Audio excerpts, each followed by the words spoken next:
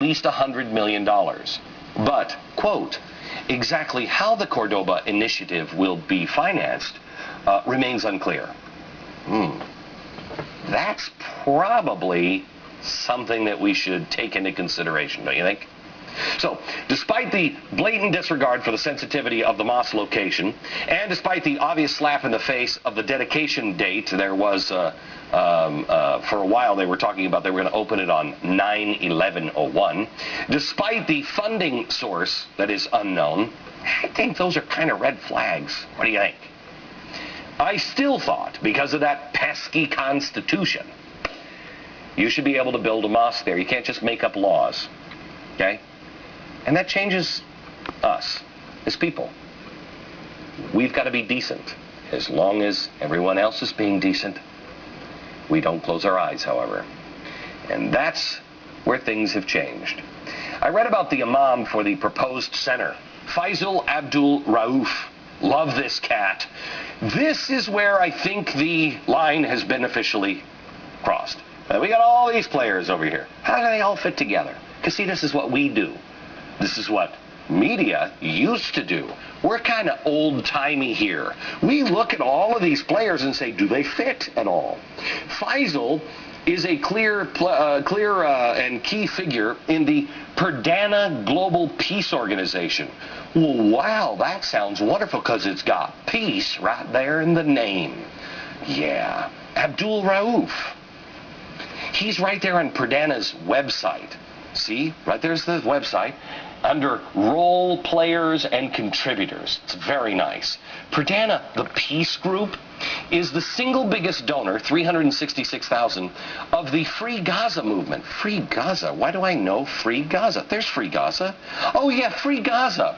They were the key organizer of the 6-ship flotilla that tried to bust through Israel's blockade and then stabbed Israeli soldiers as they boarded the ship. And of course, the flotilla was also helped by Hamas-supported groups, which is always good when you can say, hey, Hamas is with us too. Now, wait a minute. Let's look at all of these, because we also have Kagan over here. How is Kagan involved? Didn't our new Supreme Court Justice say that we should apply, what did she say, battlefield law to anyone suspected of financing terror groups? Didn't she say that, we're not just talking about suspending Miranda rights, you could be held indefinitely? Now, is that for people like this and this? We should ask her. Or is that just for non-Muslims? I don't know. Now, if I look at this, and just what I just told you, I'd say now might be a good time to put the brakes on. Slow down, take a closer look. I mean, who doesn't think that maybe we should look into it a little bit more?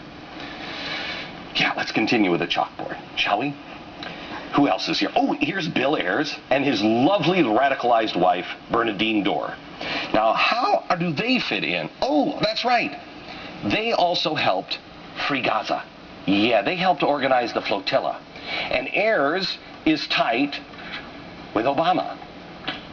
The president has a lot of friends in the flotilla world, including this guy, Rashid Khalidi. Oh, good friends there. Yeah, good friends here.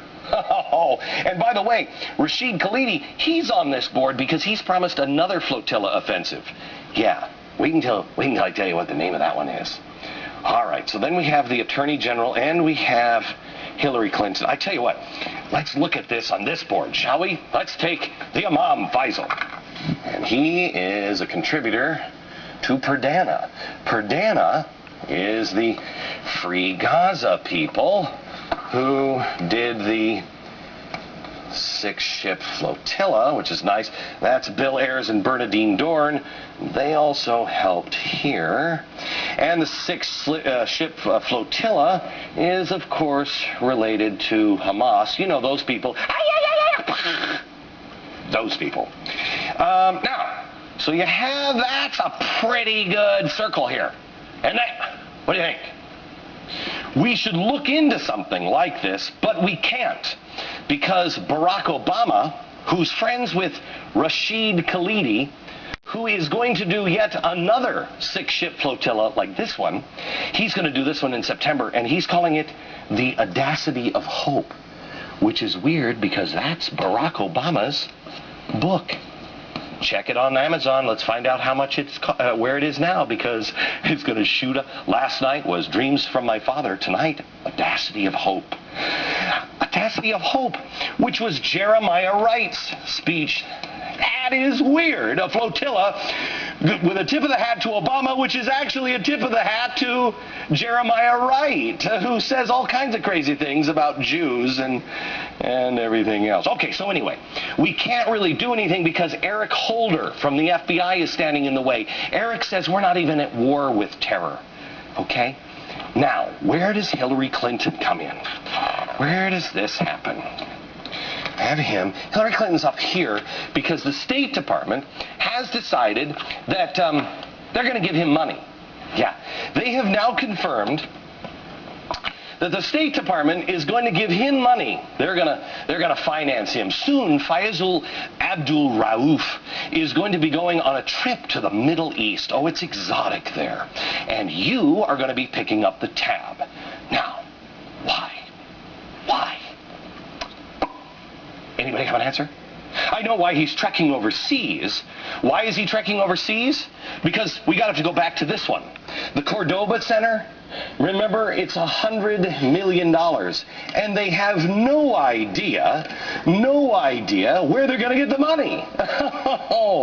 Probably going to run into a few hiccups fundraising here in New York. So why not send him overseas?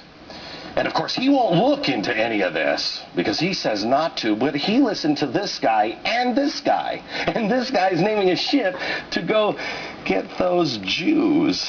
Oh, that's great. No, there's no problem. No problem at all. If this guy could just convince this guy or her to save costs, get the sympathetic administration to pick up the tab, this guy may be able to get the $100 million to build this center here. Isn't that great? Of course, now the State Department says, no. Here's P.J. Crowley, who, by the way, another connection, used to work for the Center for American Progress. The group started by George Soros.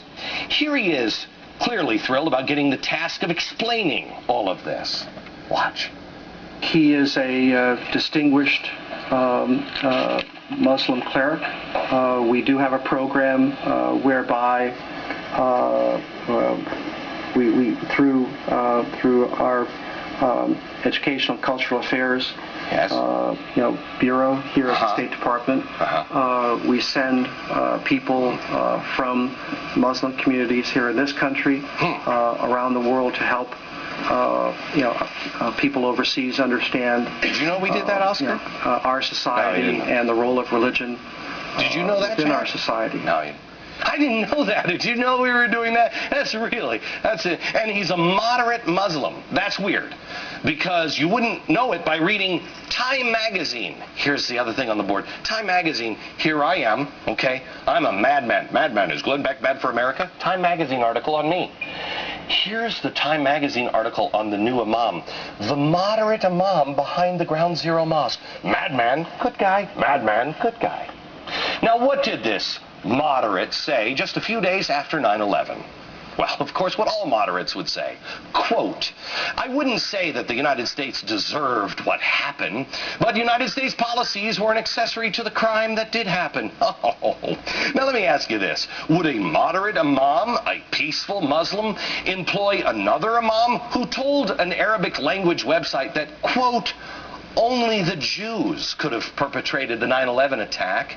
Well, that kind of sounds like Jeremiah Wright, doesn't it? And that if Americans only knew that it was the Jews' fault, they, quote, would have done to Jews what Hitler did, end quote. And that Jews, quote, disseminate corruption in the land and spread heresy, homosexuality, alcoholism, and drugs. Oh, well, that's the kind of moderate Imam I've been looking for right there at Ground Zero. How about you? Would I'd have to ask Time Magazine, the Muslim leader right-wing commentators fantasize about, would that guy refuse to denounce Hamas as a terrorist organization? No? Well, he did. In fact, he did all of those things. And the Hamas thing really makes sense. You see, Hamas, remember back here? Where's Hamas? Right? He gave money here. There's Hamas. See, it's in the food chain. Okay, so, not denouncing Hamas. Former radical David Horowitz says that's the fastest way to find out who you're dealing with.